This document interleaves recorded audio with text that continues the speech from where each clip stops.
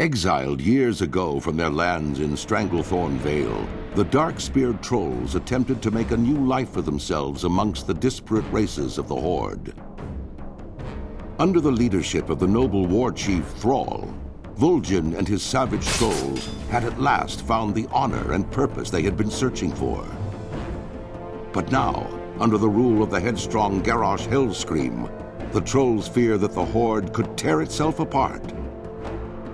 Vol'jin knows that whatever threats loom ahead, whether they be from within the Horde or from without, it is cunning trolls like you who will fight to preserve the honor of the Horde. What's up, everyone? Cody here from VideoGameBloggr.org. I am bringing you the first World of Warcraft playthrough of myself playing World of Warcraft. As you can see from the gameplay footage right now, it may be a little bit choppy. It's at least choppy when I'm watching it through Adobe Premiere. So, I'm going to assume that's going to get exported like that. The reason why is because I'm experimenting with different video codecs and things of that nature so that my videos aren't taking up my entire hard drive. The first video that you saw, the intro movie, that was actually about 4 gigabytes of hard drive space that it took up. So you can imagine how much hard drive space I would take up if I continued to record that way. So I'm trying to find ways where I can record a decent amount of footage without using up my entire hard drive. In the future I will do much more high quality videos, but I will need to have enough money to purchase a 2 or more terabyte hard drive.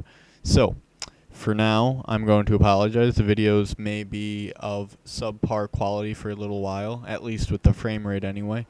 I think I already know what the issue is. It's probably just because I'm using Windows Media Video to as the codec to record it. So that's most likely why it is looking choppy. I will find one that is compatible with Adobe Premiere Pro, and hopefully it will be fixed in the next video.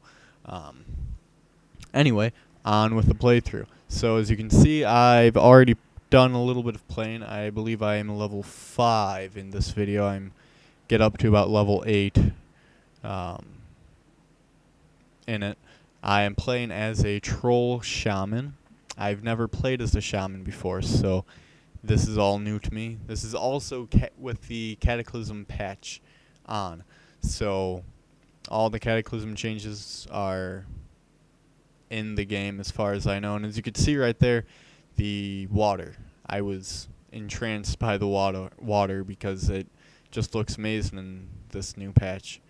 I don't know if it ever did before. I took quite a big break from World of Warcraft and just now got back into it, so feels good to be back. I did have a level 80 paladin. I was a retribution and protection paladin. I had 2 different classes for that. So anyway, right now I'm just doing some basic little quests to get my level up faster. I am using the Zygor guide for leveling because it does make leveling a lot easier. I don't have to guess on what quests I have to go to or which ones will get me the most. It tells me what to go to and it walks me to them and everything like that.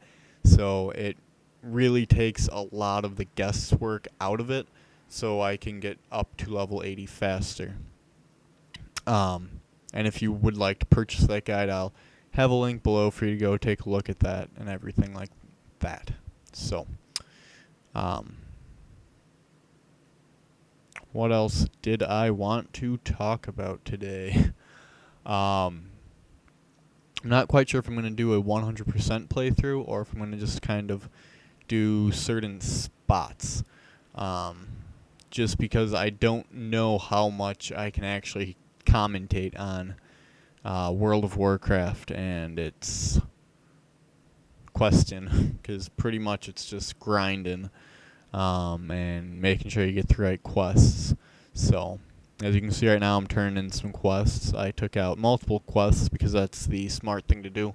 Never take out one quest at a time unless you are only able to take out one quest. Like, let's say you're in an area where there's only one quest, then you can go ahead and do that. But for the most part, you never want to do one quest at a time because a lot of the quests in this game interweave with each other.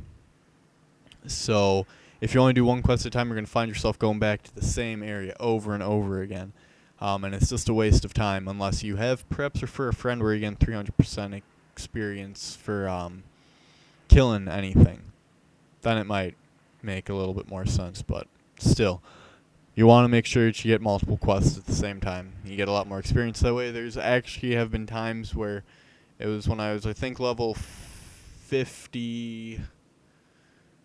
level 53, I think, and I went into a city. I took out all of the quests available, and I did not return to that city until I was able to get the quests, or until I got the quests done. So, anyway, I think I might have been level 50 at the time, but I ended up, after doing all the quests and everything, I ended up getting to level 55. Just from turning the quests, I think I was 53 at the time when I was turning in all the quests. And I went up to level 55 just from turning in those quests. So I gained 2 levels from turning in quests, for making sure that I did all the quests and everything like that. So it was really nice, because once you get up higher in level, it starts to become a grind for leveling up and things of that nature. So